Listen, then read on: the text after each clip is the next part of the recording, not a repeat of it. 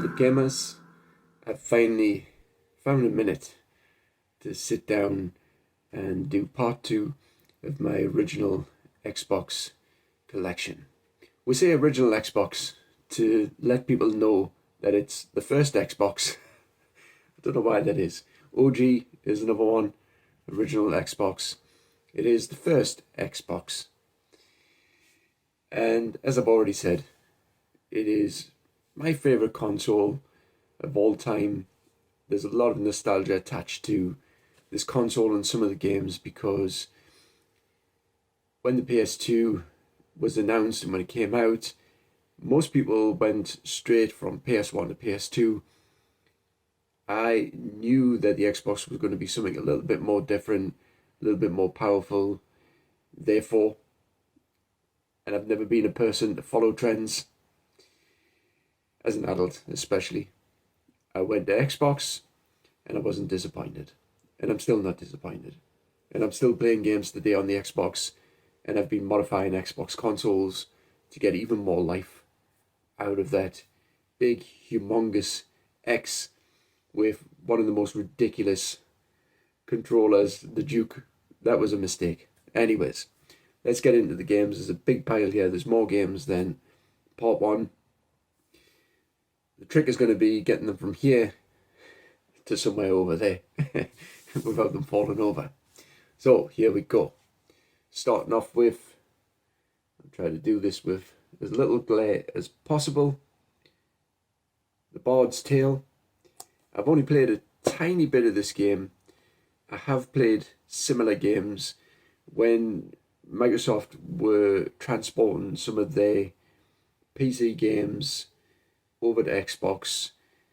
There was a whole host of games that were made in this similar style.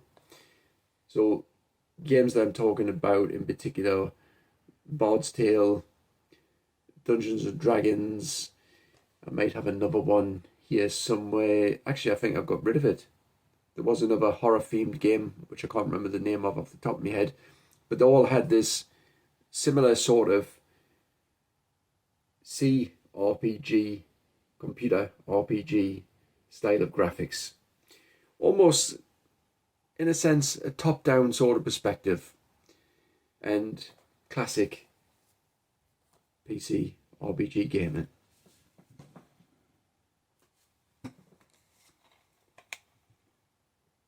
Prince of Persia, The Two Thrones, still, surprisingly, the only one out of the old Prince of Persia games that I've actually managed to complete. I am playing the Sands of Time, which was the first one in this reboot of the series. This one I finished on the GameCube many, many years ago. Got stuck right at the end. Couldn't figure out what... okay. It's going to be one of those. Couldn't figure out what to do to kill the final boss. Finally figured it out. Finished the game. It's a brilliant game. I highly recommend, if you haven't played any of them, that this is a good place to start.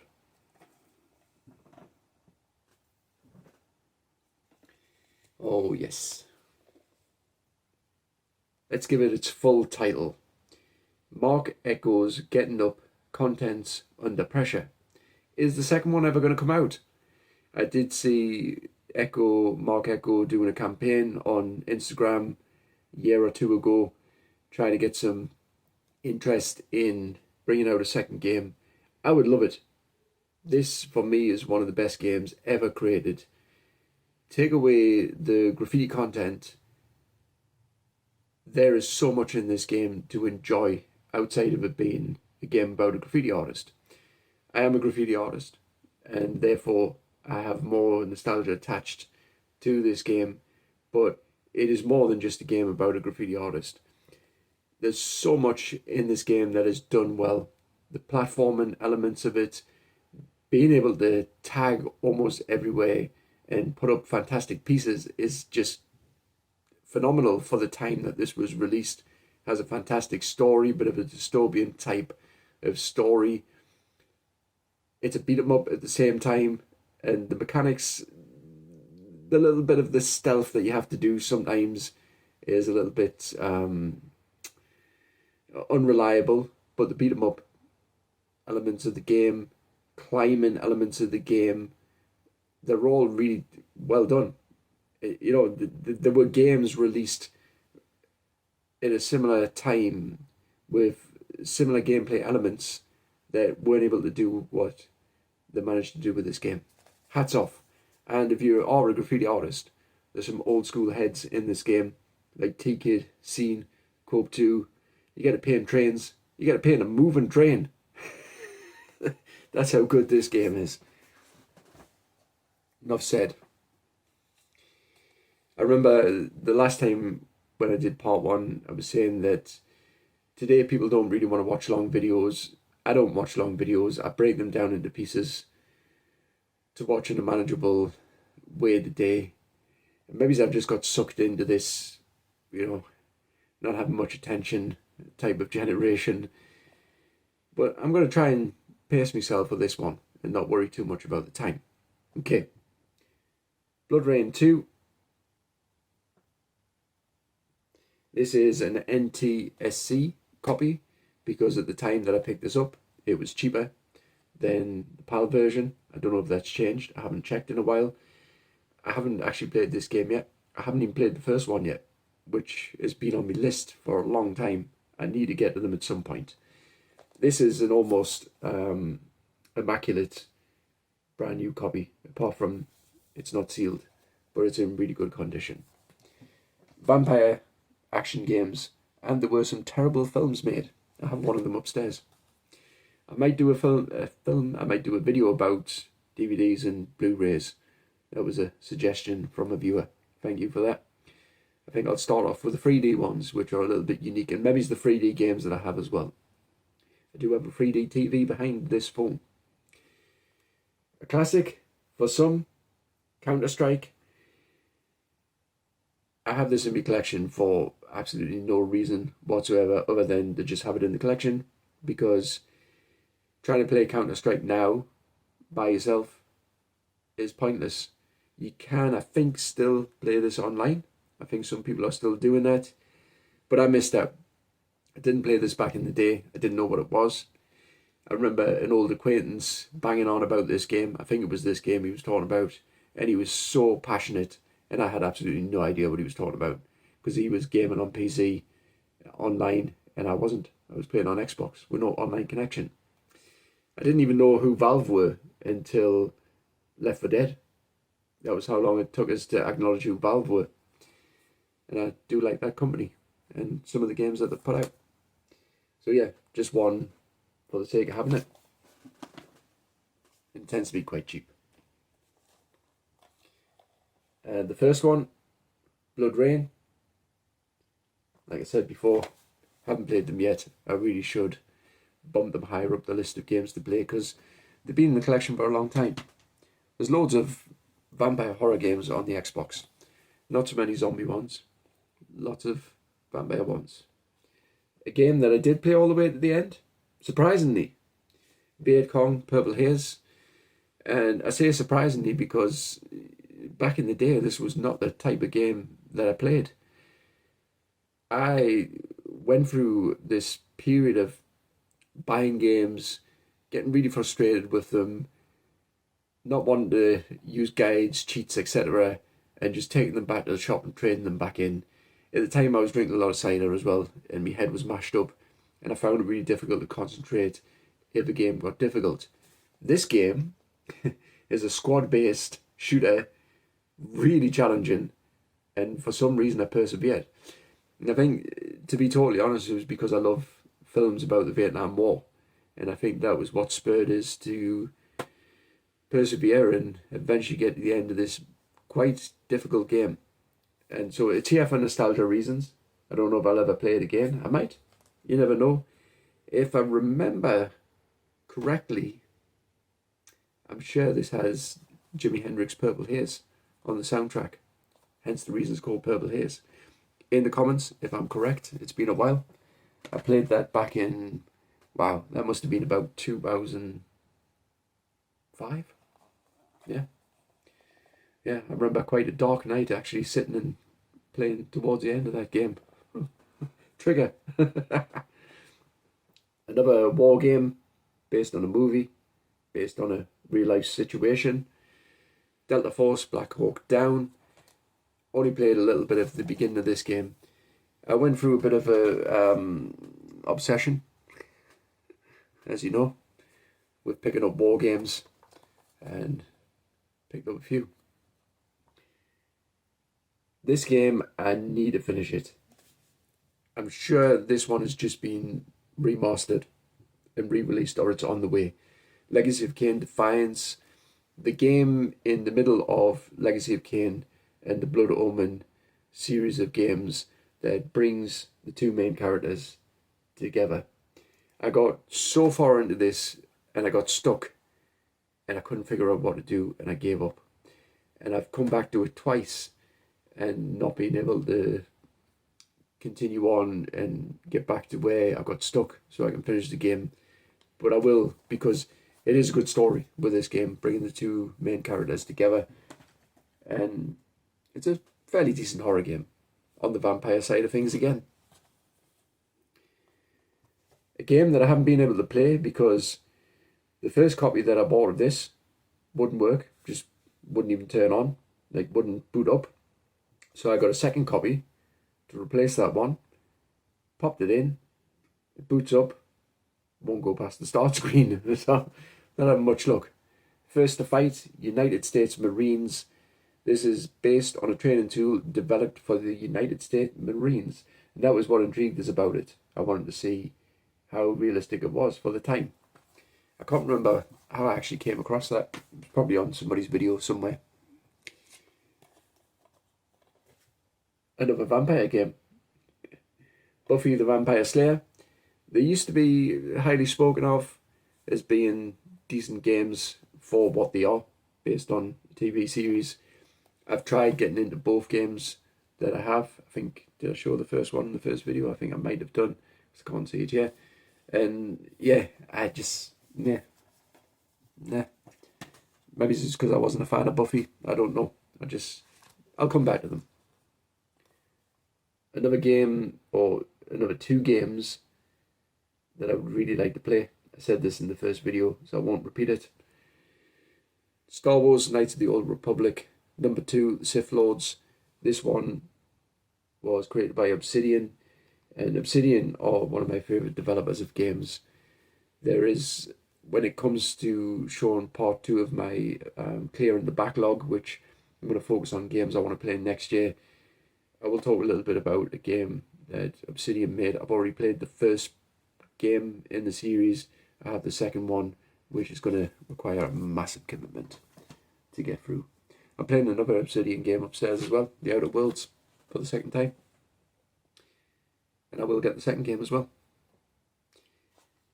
Destroy All Humans. I played a little bit of this game. One Giant Step on Mankind. Very, very funny. I really should go back to this game because I was playing the beginning of it and I was just like, this is hilarious. Absolutely hilarious. There's been quite a few games released up from this generation to the Xbox 360, and then I think it stopped at that point.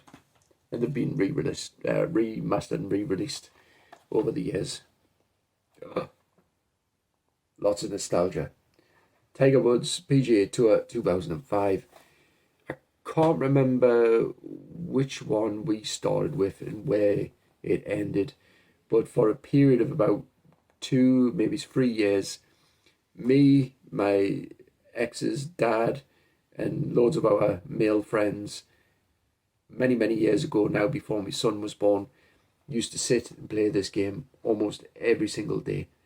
I think we maybe started around 2001 maybe, because my son was born 2004, and we played it consistently, and we all loved this game. And I was not into golf at all, but the game itself was just fantastic, especially if we're playing with friends, side by side, taking turns, passing the controller around, drinking, smoking, having a good old time. lots of happy memories attached to Tiger Woods. And then he went a little bit funny, as all the celebrities seem to do. It's not that appealing, is it? Really, when you think about it. Anyways, coming back. Another game based on, well, this one based on a film. There was a Buffy film as well. I've been watching it recently, actually, because of Rutger Hauer. I'm wandering off a little bit on a Constantine. Brilliant film. I've watched it a few times. Haven't watched it in a long time, but I do think that it's a really good film with Keanu Reeves, and you will get to play as Keanu Reeves, the character that he played in the movie. It features his likeness, as you should be able to see on the back. I've only played a small amount of the game though, so I can't tell you if it's as good as the film. Probably not. From what I played at the beginning, definitely not. But yeah, I'll come back to it. Another game that I should really come back to and finish. Had this a long time ago. Got so far in it, got to a boss battle. I couldn't do it at the time and just, fucking age-old story. Didn't want to cheat. Didn't want to look at a walkthrough. So what did I do? Traded it in. Got another game. I do need a complete copy of this one as well. I've had this for ages. I've restarted a couple of times and just not being able to get back to it. It's no Red Dead Redemption, but it is a pretty decent gun game. Okay, we're working through, and we are back at Prince of Persia. This time, The Warrior Within. Only played a small amount of this one. The games are slightly different aesthetically. They look slightly different from the first one, Sands of Time, through to the last one, the Two Thrones. There was kind of like an evolution happening as we were moving through the games, and you can see it. They were refining the mechanics, the look of the game, to get it to where it finished before it was rebooted again recently. So the only thing I can tell you about this is that this is the game that the next one afterwards eventually became. It was almost like that was like the complete vision, if you like. I feel much more relaxed now. Panzer Dragoon Orta. Very difficult game. So difficult, I've played it a few times and just been like, nah, can't be bothered. I did have quite a few Sega games in the collection once upon a time. I've gotten rid of almost all of them because they became collector's pieces. Prices went up. And I was like, I'm going to capitalise because that's what I like to do. This one stayed for now. Price has gone up and down over the years. It's at a low point at the minute. I'll keep a hold of it. I might even play it again. Oh, there's actually a little tip. So back in the day when I had my old channel, I made a number of modern videos based on what I was doing with the Xbox console at the time. And one of the little hacks that I found out was how to access the games that are sometimes hidden on discs of games. So for example, you can access the original Panzer Dragoon game when you play this game. I think if you get to the end of it, but there is a way to access it more quickly. Maybe I'll do that video again. It's quite easy. If you've got a modded Xbox, it is. It's quite easy. So, moving on. Colin McRae Rally 04. Amazing series of games. I haven't played much of this one. I fell off in 03, I think it was. I think that was the last one that I had a serious play of. My favourite is 2.0. Always will be. It was the best. Still one of the best rally games ever created. If you haven't played it, forget about your modern stuff with the ultra realistic driving, which does my head in, and go and play Colin McRae 2.0. That is one of the best rally games, period.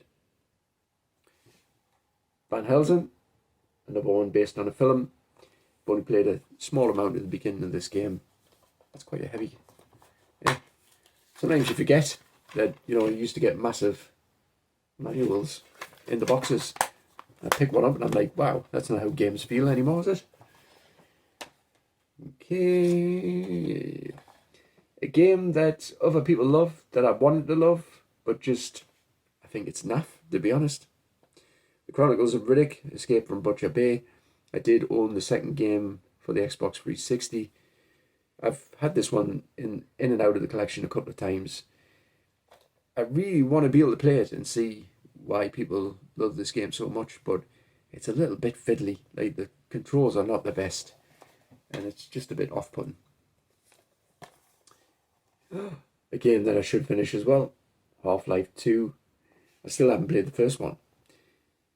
This game, when I eventually got around to playing it for the first time, I was just like, wow. Like, for the time that, and the fact that it was released on the Xbox, it was just like, wow.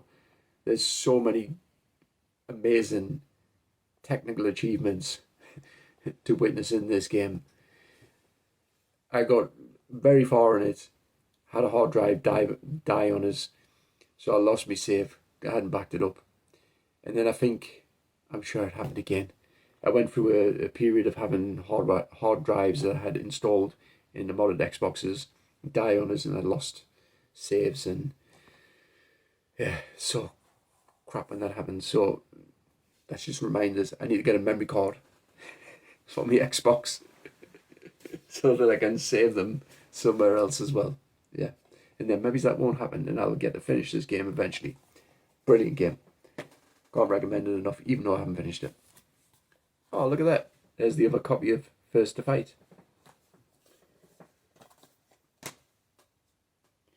Okay, that pile's getting a little bit suspect, so I might just start piling these up in front of the ones that I take off. Another shooter based on the Vietnam War, Men of Valor. Haven't played enough of it to talk about it.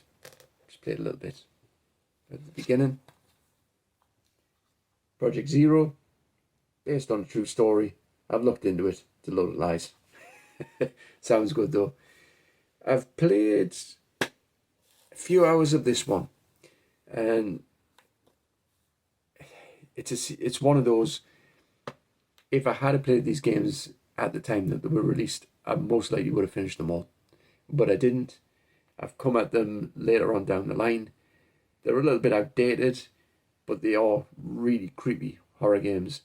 I've played number 3 almost to the end, and we'll go through them all. The second one's just been re-released. It's been remade and re-released.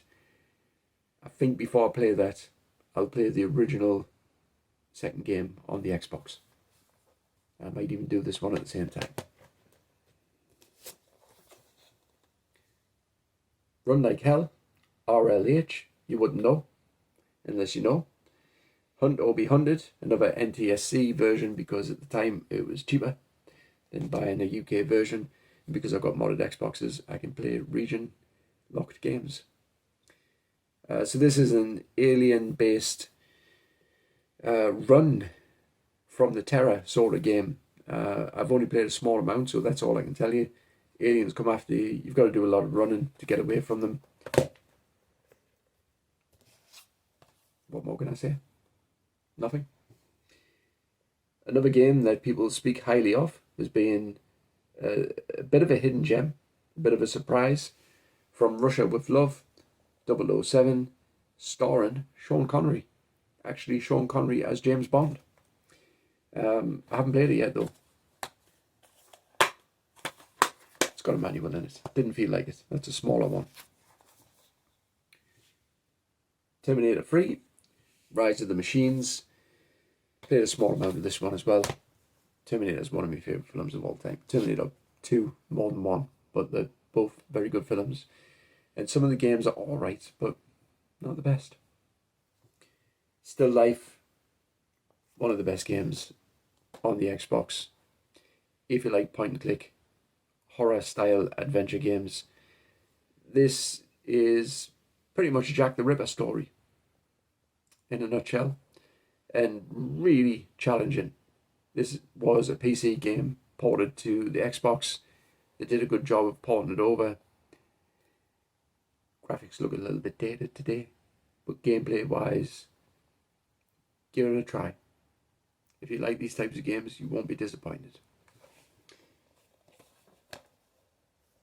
Guess what? At the time, yeah, tell a lie, right? I used to not use walkthroughs and cheats if I got stuck. I did with that one because I wanted to finish it. So the only time I can remember actually doing that. I was so engrossed in this game that I had to finish it. So I did. I cheated. The Suffering. I only just finished this game last year, I think it was.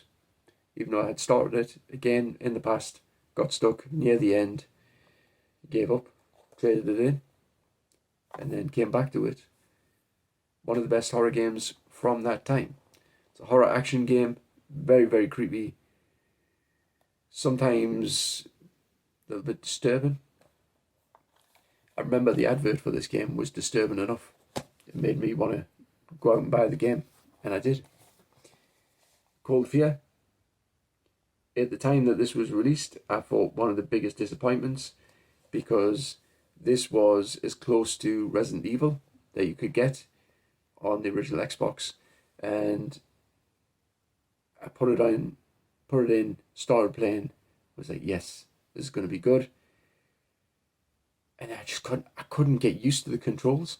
The over the shoulder camera, the ship wobbling about, throwing you backwards and forwards, water coming in and knocking you off your feet and stuff like that. I just wasn't prepared for that level of realism. When I came back to it and finished it years later, I was just like, wow. Wow. Again, a technical marvel. Darkworks, totally underrated. I think they only put 3 games out before they were disbanded. One of them was Alone in the Dark game, The New Nightmare, another fantastic game. And I Am Alive, which only got released as a digital game on the Xbox 360, maybe the PS3 as well. Go and grab a hold of that game as well, because that, again, for the time, I wonder what happened to them. I wonder what happened to the people who were part of Darkworks. Let us know in the comments if you've got any videos that I can watch to find out. Brilliant game. It is a really brilliant, underrated horror game. Elements of The Thing in there as well. Mercenaries, Playground of Destruction. I remember my brother playing this game years ago on the PS2 and thinking, that looks alright. Haven't played it myself yet. We are getting close to the end, and this has been a longer video. Obscure. I've tried to play this game so many times. Almost finished it with my brother doing couch co-op. We didn't make it to the end. I would like to finish it. It is, as lots of people describe, a teen slasher horror movie style video game with elements of The Faculty. Remember that film? I'm sure they were just biting from that film when they made this game. There's lots of similarities. It's a good game. Good soundtrack. You can play co-op. You can sit down with somebody and have them actually side by side and play the game together. It's unusual, isn't it? Call of Cthulhu, Dark Corners of the Earth. Another one that fell victim to hard drive failure. Twice. Yeah. Another fantastic game. Look this up.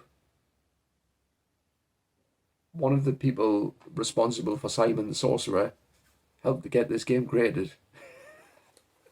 Weird, eh? There's not much you can say about this game without spoiling it. It is similar in some sense to Eternal Darkness for the Nintendo GameCube. Another fantastic game based on some of H.P. Lovecraft's writings. Fahrenheit, also known as the Indigo Prophecy. Amazing game. Absolutely amazing. Themes of horror. Almost like a point and click adventure. More of a button mashing style of game to help you to progress. Lots of dialogue. Almost visual novel-ish but not quite. Bit of a detective, murder mystery style of game. There's lots to it. Some Mayan themes, bit of conspiracy theory type stuff as well. There's all kinds going on in this game. I remember me and my bro playing this years ago and just being absolutely wowed and getting to the end and playing it again because there's multiple endings. Ooh, an Atlas game. Bet you didn't see that one coming. Galleon, published by Atlas, outside of Europe. Yeah, haven't played it yet. I always remember the front cover saying, "High adventure from the creator of Lara Croft.